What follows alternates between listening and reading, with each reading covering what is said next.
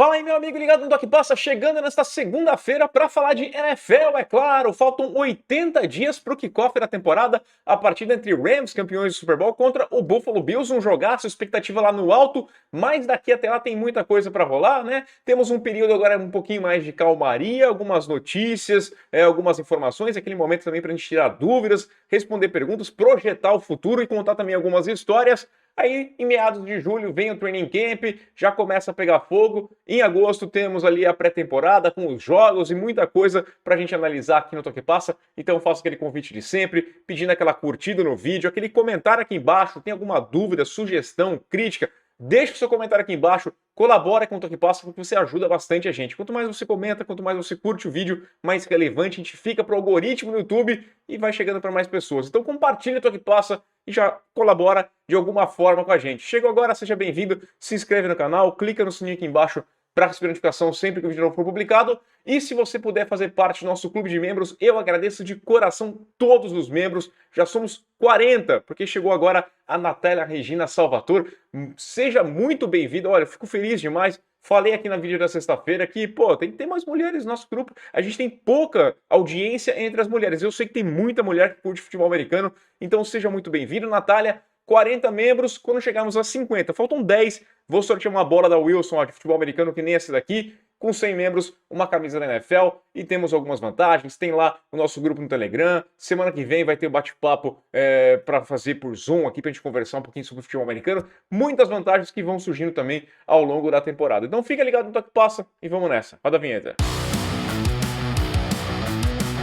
Vamos lá, começar com algumas notícias aqui. Semana passada, na sexta-feira, eu falei do Mike McCarthy e do Dallas Cowboys punidos aí por treinos demasiados físicos, né, durante esse período, que são mais para você ter aquele walkthrough, né, para você passar um pouquinho como é que tá, tirar aquela poeira do corpo, aquelas teias de aranha que vão juntando aquele período de inatividade, o time começa a se conhecer um pouquinho melhor, os jogadores, os calouros começam a ter interação com os veteranos, mas temos mais um time que foi punido e a equipe do Washington Commanders. O técnico Ron Rivera foi punido em $100 mil e a equipe dos Commanders vai perder 2 dias dos OTAs na próxima temporada, em 2023, por conta de trabalhos que foram físicos além da conta, né? A gente lembra que tem lá um acordo da NFL com o sindicato, né, NFLPA, o CBA, que é o agreement, né, o acordo coletivo, prevê que durante esse período de primavera você faz mais treinamentos leves,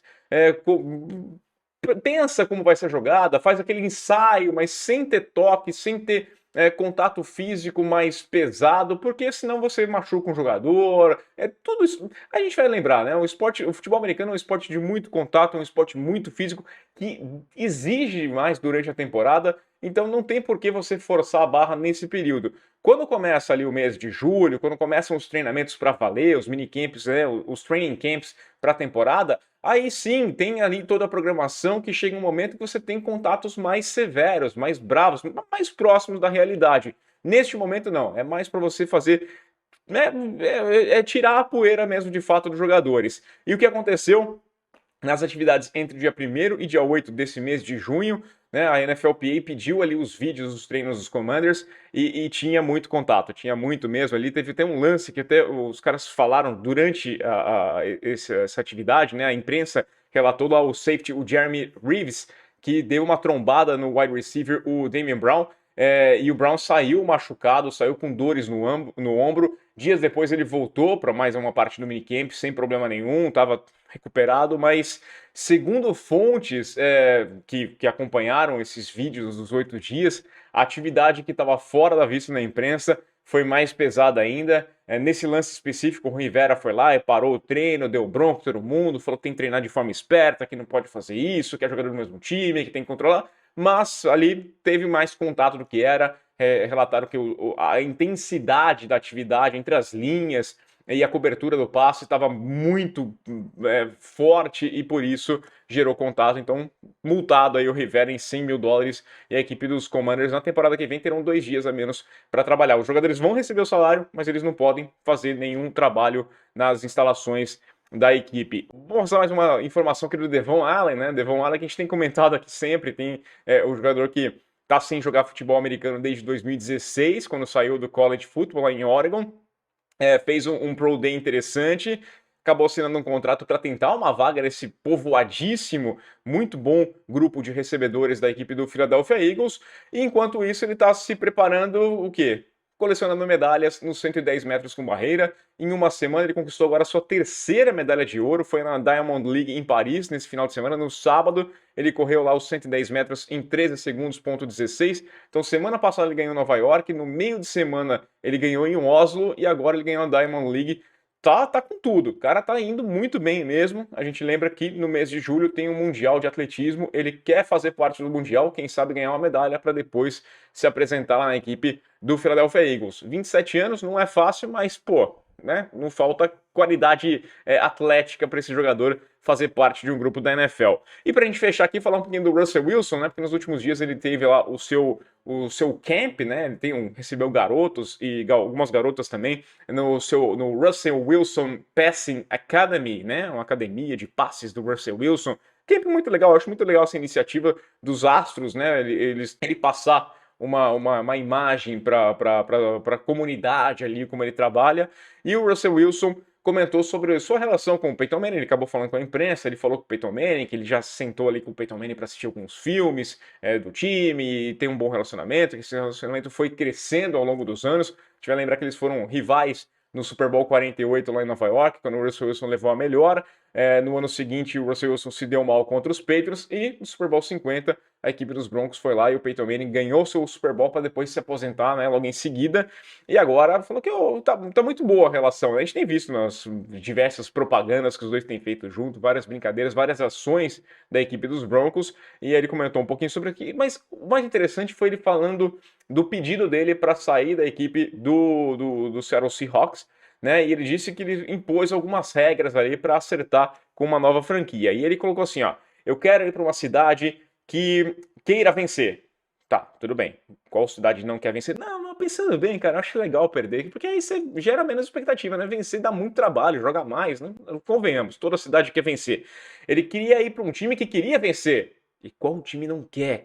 Tá? Pode pegar o pior time do mundo, eles querem vencer, eles só não conseguem, mas eles querem vencer. E aí o último ponto é você quer uma cidade que saiba vencer, ok, né? Mas vamos lá, vamos ser sinceros aqui, a gente vai discutir um pouquinho. Ele falou que o Denver Broncos se encaixava nessas três situações, então ele falou assim, pô, nós temos alguma chance, quero ir para lá e quero jogar o resto da minha carreira na equipe do Denver Broncos, quero conquistar meu Super Bowl, mais um Super Bowl. É um discurso padrão, óbvio, né? Chega lá, é bem clichê o que ele falou, mas eu achei interessante que é óbvio que ele escolheu um time que tinha condições mais próximas de oferecer um cenário que ele pudesse conquistar alguma coisa, né? Ele não ia escolher, sei lá, o Jacksonville Jaguars, os Jaguars querem vencer, o time quer vencer, a cidade quer vencer, tá, talvez não saiba vencer, mas é um quarterback melhor, vai jogar melhor. É um discurso besta. E vamos pegar lá Denver mesmo, né? Denver sabe vencer desde quando, né? O Denver Broncos tá faltando aí faz 6 temporadas que eles não vão para os playoffs, desde que ganharam o Super Bowl 50 lá com o Peyton Manning se aposentou, desde então vive a sua maior seca de playoffs desde a década de 70. Então, por mais que Denver seja uma cidade que tem aí um longo histórico de títulos com os Broncos, convenhamos, não é o histórico recente, né? Então, é um pouquinho besteira. Os Broncos vivem hoje a segunda maior seca de playoffs na NFL de toda a liga, né? Atrás apenas da equipe dos Jets, que estão aí há 11 temporadas sem conseguir uma vaga na pós-temporada. Vamos ver se vai ser esse ano. Tem uma FC Oeste muito complicada e o Denver Broncos, claro, é um candidato. É um dos ótimos times da AFC. Mas, como eu disse, é uma divisão difícil e eu duvido que os 4 times vão passar. E nós temos 4 times da AFC Oeste brigando por vaga na pós-temporada. Vou passar por alguns comentários aqui. Uma sugestão, começando aqui pelo Dilson Ferreira, que falou que para gravar um vídeo separado, falando da história do jogador, e também as notícias, e assim tem mais vídeos. Eu gostei dessa ideia, eu só não fiz hoje, porque o noticiário está um pouquinho mais enxuto, vocês estão vendo. Eu acho que na quarta-feira já vai dar para fazer isso, aí conforme for eu solto um pouquinho antes para quem é membro, a história do jogador, quem faz parte do clube de membros. Mas eu gostei dessa ideia. Muito obrigado, Dilson. Vou fazer isso, mas enfim, o conteúdo no fim vai ser aberto para todo mundo. Talvez tenha um tempinho extra para quem uma vantagem para quem faz parte do nosso clube de membros. Mas eu gostei da sua ideia. Vou tentar fazer isso aqui porque tá difícil produzir conteúdo extra, tá? O Toque Passa faz uma parte da minha rotina, mas tem muito trabalho. Tá acabando meu curso de treinador aí, então espero conseguir respirar e focar um pouquinho mais no canal aqui também. O Diogo Alex, que mandou uma pergunta que eu tô atrasado com ela, tá? Se mandou faz uns dias, eu prometi que eu ia responder na quarta passada, esqueci, mas estamos aqui, ó. Ele perguntou sobre a opinião sobre os wide receivers dos Patriots, né? Ele torcedor dos Patriots por causa do Julian Edelman, gostaria muito que os Patriots draftassem ou conseguissem um jogador de elite. Com a atual situação dos Patriots, como por exemplo a escolha do coordenador ofensivo e a falta de ótimos recebedores, sou a favor de um tank, mas te pergunto quanto um tank ou pelo menos uma campanha negativa afeta um quarterback novato ou segundo anista, como o Mac Jones, para que pudéssemos ter mais chance no draft. Sei que o Bill Belichick não vai fazer isso, mas eu pergunto também, quantos recebedores ruins ou ok afetam ou afetariam o desenvolvimento do Mac Jones? Em primeiro lugar, vou falar do corpo de recebedores nos Patriots. Não é um grupo ok, né? Não muda muito do que aconteceu no ano passado. O ano passado não foi uma maravilha, mas agora você tende a imaginar que o Agholor está um pouquinho mais encaixado no sistema, que tem uma conexão melhor, né? Você tem bons recebedores ali, não é um grupo excepcional. Chega o Parker lá, que pode dar uma melhora em relação ao ano passado. Eu não acho que vai afetar tanto o Mac Jones. É claro, se ele tivesse um alvo melhor, ajudaria, mas quem sabe, né? Às vezes o cara aprende sofrendo e aí quando chega alguém bom ali, a coisa fica ainda mais fácil para ele. Mac Jones tem um segundo ano que é complicado, porque ele foi bem, ele foi destaque, e é claro que as pessoas vão olhar. Aquela história que o prego que se destaca recebe martelada. E o Mac Jones vai sofrer com isso, ele vai acabar tendo uma preparação melhor para cima dele, vive uma situação ruim, essa história dos coordenadores eu não gosto nem um pouco, eu acho que ele precisava de alguém mais centrado, mais focado, mais experimentado para ser o coordenador dele, mas vamos ver como é que as coisas fluem. Nunca vai rolar um tank na equipe dos Patriots com o Bill Belichick, ele não vai fazer isso. E outra coisa, né, a gente fala muito de tank, mas tanking é uma filosofia que parte da franquia de acordo com anos, tá? Porque nenhum treinador chega lá pensando em perder o maior número de jogos, porque ele sabe que o emprego dele vai ficar na reta de qualquer jeito. E os jogadores contratados, eles não jogam para perder, ninguém joga para perder. É que os caras não têm qualidade. Então você tem que imaginar que você tem que ser um time muito mal montado para você conseguir perder sem que você tenha um incentivo, como dizem que rolou na equipe dos Dolphins, oferecendo grana para os caras perderem os jogos. Mas quem está em campo está jogando para ganhar, porque senão ele fica sem emprego, né? Vamos ser sincero. O Mac Jones vai, perde os jogos aí, vai fazer uma temporada ruim pra quê, né? Isso afeta na carreira dele como um todo. Então tem que uma história muito que a gente fala, mas que lá dentro rola de outra forma. E o Leonardo Mubarak, ele mandou uma pergunta muito interessante aqui, ó. Se o Hurts tiver uma temporada parecida em números com a do Baker em 2020, o que eu faria se eu fosse o Roseman, né? Buscava um quarterback no draft ou bancava o Hurts e usava as escolhas para reforçar o time. Vamos lembrar um pouquinho como é que foi o Baker lá em 2020, que acabou gerando essa opção pelo quinto ano de contrato dele. Ele teve 62,8% dos passes completados, 3.563 jardas, 26 passes para touchdown e 8 interceptações. Foi um bom ano do Baker, foi para os playoffs, chegou perto de ganhar, chegou perto de ir para a final de conferência.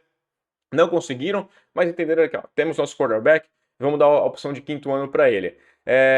E esse foi o problema, que agora você tem que pagar 18 milhões de dólares para o Baker e entenderam que o Baker não é mais esse cara no ano seguinte. É um risco que se corre, sempre vai correr. Pode correr com Hurts, pode correr com outros quarterbacks. Daniel Jones, por exemplo, não ganhou. Vai que o Daniel Jones vai muito bem esse ano. O que você vai fazer ano que vem? Aí você vai lá e mete a tag no jogador e negocia um grande contrato. A grande questão é essa, você pode economizar uma graninha aqui, mas é pouca diferença que vai fazer no frigir dos ovos, ainda mais se você der um signing bônus interessante, joga esse contrato para frente, dá para trabalhar. Se o Jalen Hurts tiver um ano como o do Baker, o que eu faria se eu fosse o GM era analisar ele nos jogos grandes. Tá, ele tem bons números, mas da onde vieram esses números? Porque esses números simplesmente eles não contam a história inteira, né? Você tem que fazer uma questão mais ajustada. Quem são seus recebedores? E se eu perder esse cara aqui? Como é que foi essa temporada no todo? Naquele momento do clutch, né? Naquela hora de decidir o jogo, o Jalen Hurts apareceu bem, ele mostrou uma postura bem interessante, pronta para decidir partidas. Ok, então eu vou dar um contrato melhor para ele, eu vou garantir esse quinto ano e discuto lá na frente um novo contrato. Pode fazer dessa forma. Ou então você pode dar um passinho atrás, recuar, esperar mais um ano. Ok, ele teve mais um ano bom, bem interessante. Mas deixa eu ver o ano que vem. Vê o ano que vem. Tenta lá, troca essas piques, como eles fizeram esse ano, troca essa pique pro ano que vem, joga mais uma outra temporada para você tomar essa decisão, vê como ele rende mais uma vez, e então eu negocio um novo contrato com ele, uma extensão contratual, né, que seja interessante para os dois lados.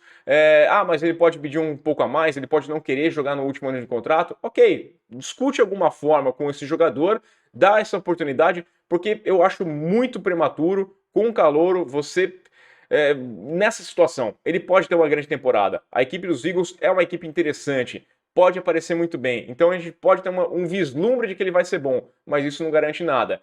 Mete uma tag nele na próxima temporada. Mas o salário vai sair de 23 milhões para 30 milhões. Ok, são 3 milhões. Dá um negócio, faz um contrato maior com ele, acerta essas coisas todas, joga lá para frente, ele nem vai jogar com a tag. Eu faria dessa forma, mas principalmente eu analisaria as situações da onde vieram esses números. Quais que são aqueles momentos que de fato deram as estatísticas interessantes para o jogador. Vou falar um pouquinho mais de jogadores do passado aqui. O Fábio B fez várias sugestões aqui. Eu vou misturar um pouquinho aqui. Vou começar falando um pouquinho do Scott Norwood, né? Que aliás mais gente pediu para falar e pediram também para falar daquelas 4 derrotas dos Bills nos Super Bowls consecutivos ali, né? Tem até eu recomendo já o filme da ESPN, mas vou falar em seguida. Vou falar muito em breve, né? O Norwood não foi draftado lá em 82, né, no ano dele. Ele passou pela equipe dos Falcons, mas não fez parte do elenco e foi começar a carreira dele na USFL, jogando 2 temporadas pelo Birmingham Stallions, né? O Birmingham Stallions que está de volta à USFL, a USFL que voltou nesse ano. Então, em 85 ele acabou indo para os Bills e, ele liderou a liga em pontos em 88. Ele ultrapassou o O.J. Simpson como o maior pontuador da história da franquia do Buffalo Bills. Até hoje ele é o terceiro, né? Tem 670 pontos na passagem dele pelos Bills. Mas é claro que ele é conhecido pelo que ele fez, ou então pelo que ele não fez, no dia 27 de janeiro de 1991. Super Bowl 25, os Bills perderam por 1 ponto, 20-19, faltando 8 segundos no relógio, um field goal de 47 jardas. E aí a gente teve o wide right, né, como ficou marcado pelo Al Michael, narrador da ABC, pelo chute que foi mais do que devia para o lado direito, e a equipe do Buffalo Bills perdeu seu primeiro dos 4 Super Bowls que perderia em sequência. Esse Super Bowl dói mais na equipe dos Bills, porque se você olhar o placar dos outros Super Bowls, é o único jogo que de fato eles quase ganharam. Eles ficaram muito perto, por 1 pontinho, era o field goal, tinha a chance disso. 47 jardas, hoje a gente fala que é um chute relativamente tranquilo para um kicker que tem essa estatística, liderou o time em pontos, mas se você olhar o Scott Norwood, né, ele não era assim um cara tão confiável, ele tinha muitos problemas em gramado natural, né, o Super Bowl foi disputado em gramado natural, os Bills jogavam naquele carpete lá, o AstroTurf, aquela coisa que causava tantas lesões, mas ele teve uma temporada. Na temporada regular, ele teve 60% de aproveitamento nos chutes entre 40 e 50 jardas. Não é um grande aproveitamento assim. Teve 69% de aproveitamento nos field goals num todo. Então, não era um kicker assim, tão confiável como, né, alguns imaginam. Ele tinha sérios problemas. Tem ali, naquele lance específico, o problema de que o posicionamento da bola pelo holder não estava perfeito, né? Os laços ali estavam um pouquinho pro lado direito, a coisa não estava perfeita, mas né, ficou marcado na história por esse erro. Ele acabou jogando mais uma temporada, em 91 ele ganha a concorrência nos Bills, mas continua como o titular da equipe, disputa mais um Super Bowl, tem mais uma derrota.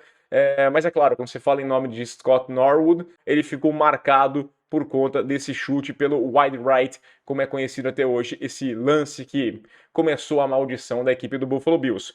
E agora falar de Warren Moon, um nome que foi muito pedido, o Fábio Beto foi um dos que pediu o Warren Moon, muita gente pediu para falar do Moon, porque ele é o primeiro quarterback negro a fazer parte do Hall da Fama, inclusive na classe de 2006, né, quando ele foi eleito, ele se tornou também o primeiro quarterback não draftado a fazer parte da maior honraria ali que tem para o esporte americano, para o esporte do futebol americano, né?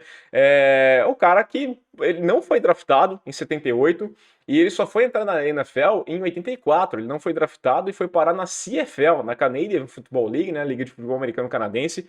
Jogou pelo Edmonton Eskimos. Em 6 temporadas, conquistou 5 vezes a Grey Cup, né, que é o Super Bowl dos caras, e aí em 84, sim, o Houston Oilers foi lá e viu, e falou assim, não, vamos dar uma chance para esse cara aqui, eu acho que ele vai conseguir dar certo, vai funcionar na NFL. Teve aquele período de adaptação, né, alguns anos que não foi muito bem, e em 87 ele conseguiu levar a franquia para a primeira temporada com mais vitórias do que derrotas desde 1980. Levou o time nos playoffs e dali por diante, cara, sempre que ele estava lá no Houston Oilers, sempre jogando na pós-temporada. Foram 7 anos seguidos indo para a pós-temporada. Em 89 ele fez uma extensão contratual, que é até legal esse valor aqui, porque eu achei lá. Ele ganhou uma extensão contratual de 10 milhões de dólares, que tornou ele o mais bem pago jogador da história da NFL até aquele momento. Você vê a diferença, em 89, 10 milhões de dólares. Hoje a gente fala em contratos de 500 milhões de dólares. Tem muito jogador, ex-jogador que fala que, pô, se eu tivesse nascido agora, eu estava muito mais rico do que eu estou, né? Mas 10 milhões era uma grana muito considerável para aquele momento. É que a NFL cresceu demais, se a gente for pensar nos últimos anos, principalmente, né? Em 1990, ele liderou a liga em jardas aéreas, com mais de 4 mil jardas passadas. Foram 4.600 e qualquer coisa.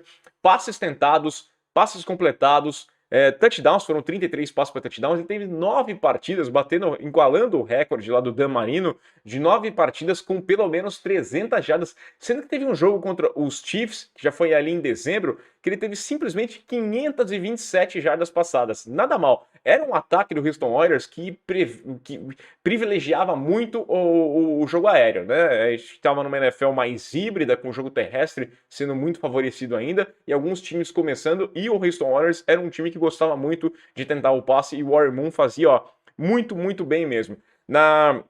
Naquela temporada de 1990, o Moon, ele foi o terceiro mais bem votado na premiação de MVP. Né? O MVP foi o Joe Montana, que levou 26 dos 80 votos. Aí com 18 você teve o Randall Cunningham, da equipe dos Eagles. E em terceiro, com 16 votos, apareceu o Warren Moon.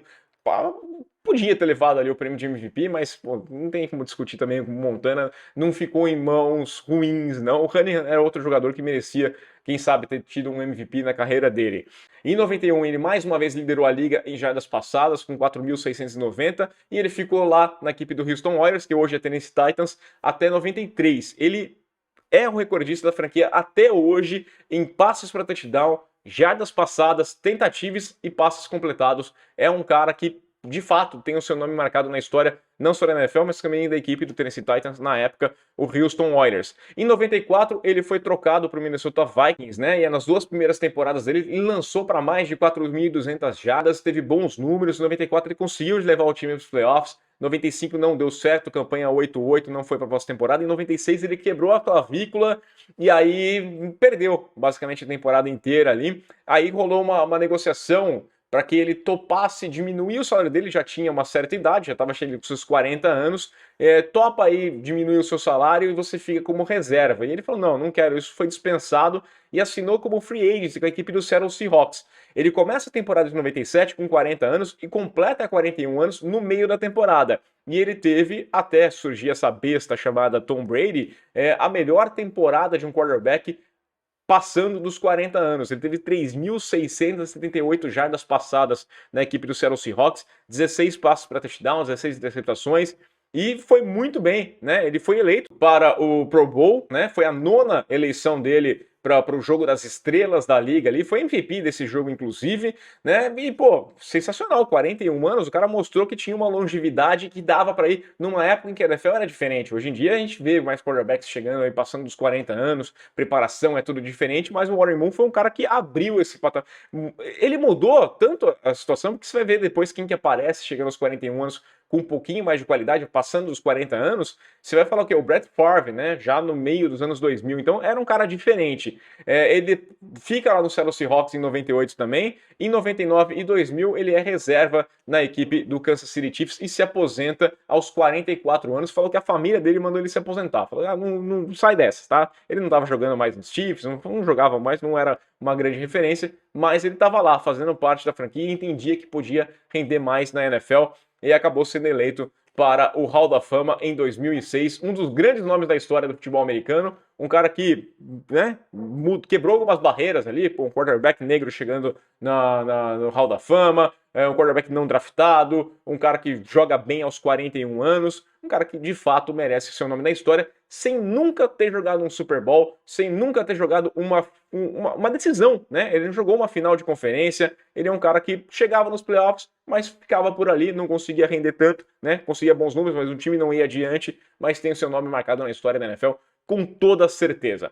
E é isso, pessoal. A gente volta nessa semana aqui, não sei se na quarta-feira, mas eu acho que na quarta-feira a gente tá de volta aqui. Dá aquela curtida, deixa seu comentário e até a próxima. Aquele abraço.